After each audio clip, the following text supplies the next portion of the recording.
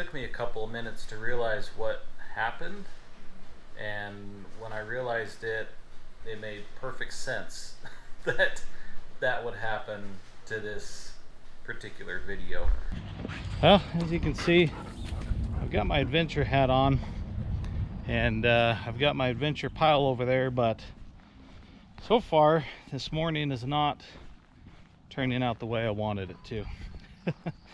It's a Monday and it's fall break, so my kids are out of school, and our plan, well, first of all, our plan this weekend was to go up and visit my brother, get out of town completely, go up, hang out with them. He's got two kids that get along with my two kids, and we just really have a good time when we get together, so we were really looking forward to that. And then leading up to that, my son got sick with a rough cough, and then his son got sick with a fever and a cough, so we ended up calling that off and thought, darn it, that's not going to work, but let's still do something fun on Monday at least. So our plan was to go about a 40-minute drive to a state park, go see some petroglyphs, and maybe even fish in a little pond that's out there. We were there, I don't know, 5-6 years ago. Really good time. And then my wife got sick, and the weather forecast today was supposed to be really ugly. It's supposed to turn really windy and rainy towards this afternoon and evening, so we called that off. So then I thought, well, I'm still gonna go out and do something fun, and found out that we don't have any water in our yard, and all the work that I had done on the well several weeks ago, something's wrong. It's not pumping water. So here I am, screwdriver and a drill, and I'm headed to our pump house, see if I can figure out what's going on. And I'm not having the greatest attitude anyways, because I also found out this morning that a big job we did for a client, I don't know, 3 weeks ago or so, something's wrong with the job. There's a couple pages inserting from a ton of packets that we printed, and I'm not sure why. So just not real exciting of a morning for me. I'm just business owner life, right? Anyways, so we're going to tackle this one at a time. I'm going to open this up, see if I can figure out what's going wrong with the well.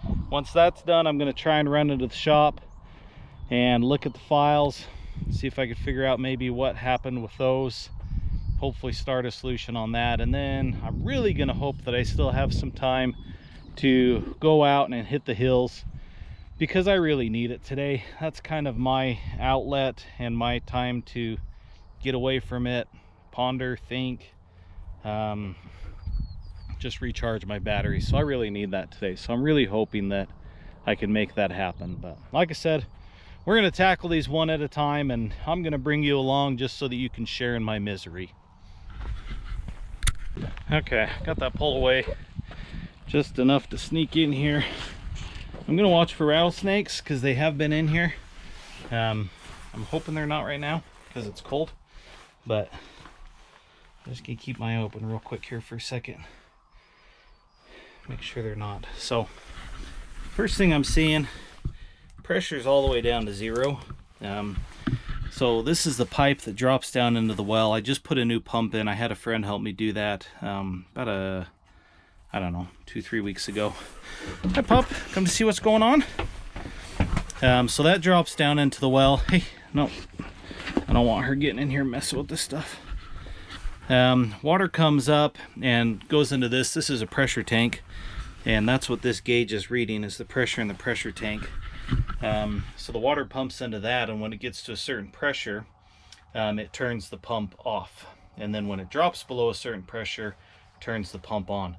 Basically what that does is it kind of saves the life of the pump from kicking on and off constantly. So if I'm only running a trickle of water, the pump doesn't have to be kicking on and off constantly to maintain that pressure. The pressure tank will do that, so it'll allow it to run for depending on how much water you're running, 10-15 minutes, 5-10 minutes, and then once it drops below a certain pressure, the pump will kick on, pressurize it up, and kick it off, and then the water will continue to run through that. So it maintains the pressure of the water, but then also kind of saves the life of the pump from having to always be on or off or that kind of a deal. So what I'm guessing, this is the pressure switch right here. So I'm just kind of wondering if maybe that hasn't kicked on. And unfortunately, it looks like it has. So what that means is that the the pump's not kicking on, which is not great news, because that probably means that maybe there's a wiring issue with what we did.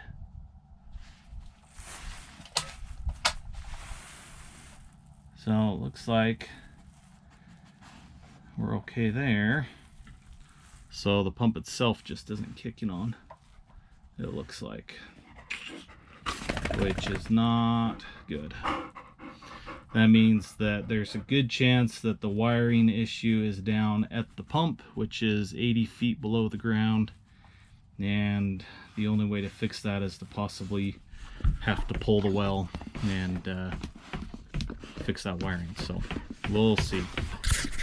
Well, I'm gonna leave my drill here and go back to the house real quick.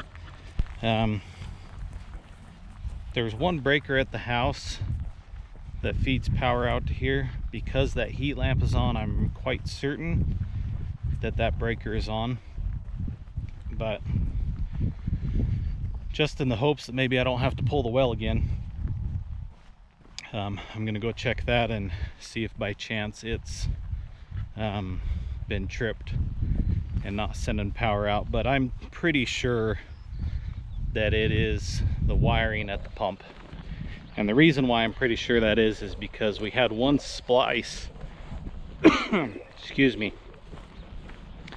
there's 3 strands, I think.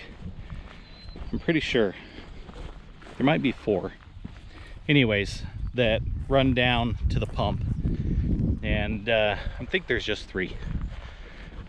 And one of the splices didn't go as planned. We were splicing it together and accidentally dropped a wire, pulled it back up, spliced it, and then realized we spliced the 2 wires together that were wrong. 2 wrong wires. And so we had to undo it and re-splice it. And because we only had 3 splicing kits with the sleeve, the crimp sleeve, and the heat sleeve, that one that we had to redo wasn't perfect. And I guess lesson learned, when it's 80 feet below the ground, you want to make sure it's perfect.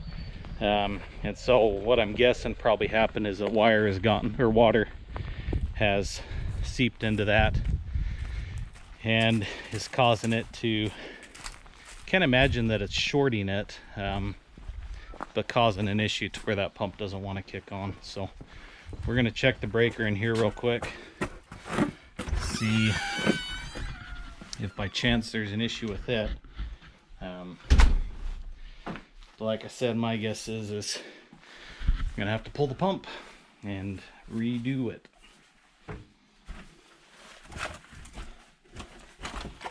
Get his toys out of the way, spotting scope out of the way, and we got pump. It's on like it should be, so that confirms that. That just adds to my misery this morning because I really don't want to have to pull that pump again. We did it and it wasn't too bad, but that's just another project I don't have time for. So not great, but it is what it is. So I can't do anything with that right now, so I'm going to go button that pump house up again, and then I'm going to go into work and check on the next issue and see if I can figure out what a solution is for that one.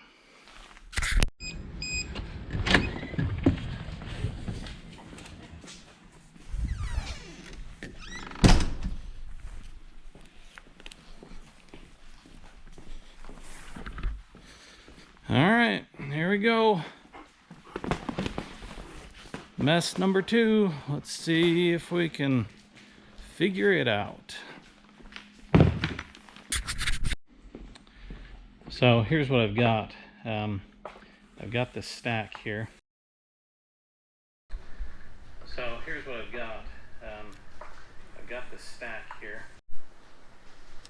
Well, as you can see, that's the end of that timeline. I'm sitting here eating my breakfast burrito, editing this film up, and it took me a couple of minutes to realize what happened. And when I realized it, it made perfect sense that that would happen to this particular video. Apparently, I'll get you set up here. Apparently, everything in this video was just destined to go wrong. I think what I found happened is I now know that when a GoPro says the memory card is full, it means the memory card is full. It appears what happened is I didn't offload all of the data from the card after doing that particular trip, and the next trip was to go check out some dinosaur tracks, some really good ones too. You'll have to make sure you stay tuned for that one, because that trip will be coming up probably next in line. But my family and I went to go check those out, and I hadn't offloaded all of the data, and I didn't have an extra memory card, and it errored on me a couple of times saying that it was full, but it kept recording. And I thought, that's interesting. And I even went back through to look to make sure that it wasn't overwriting the previous images, and I felt comfortable that it wasn't, but apparently I didn't do my due diligence on that. Toner's here. She thinks that she's gonna get a little snack for my breakfast. Anyways, apparently it was overwriting all of my last images, which makes perfect sense that would happen on that particular video. So the rest of that video is gone, other than the drone shots, which is probably why you've tuned in anyways. Not for my gabbing and jabbering about how frustrated I am with work, but to see the beautiful drone shots. So we're going to throw those up here, let you still see those. In a quick summary, that job that was missing sheets out of the packets, it took me forever to find the last job. I mean, I had to scour our shop because it was recent enough to where it hadn't been filed away in our paper files, but was old enough that it wasn't just in its normal bin. And so I had to scour the shop. I finally found them. I compared them to the digital files that we had, and everything looked perfect. And so I kind of hit a dead end on that one too, and had to reply back to my customer and say, hey, everything looks okay on my end. Can you explain a little better what happened? Ultimately, what I found out a little bit later was it was an old job that we had done, and it was from old digital files that they had supplied. And just after we had completed that job, they sent me new files and said, hey, we made some changes. Can we run from these from now on? And so it took a little detective work to figure that out. But they finally realized that, oh yeah, I don't know why we kept this old box when the files were bad, but they had hung on to that old box, and so that had gotten pulled out when they ran out of their current supply, and they started using those and realized that that was a big mistake because the files were old and outdated and missing some information in them. So luckily that one wasn't my fault, so that makes me feel a little bit better. But it was just another nail in that coffin of that day, just a rough one. And then to get to this point and find that all of the video work that I had done through the rest of the day is gone. Pretty frustrating. But I'm going to finish eating my breakfast. Toner will probably get a little snack from it too. And I'm going to go ahead and put together those drone videos for you so that you can check those out. And then we'll call it a wrap on this episode. So I guess I'm going to do this from my desk, but until next time, lock them in, grab a gear. I'll see you out in the hills.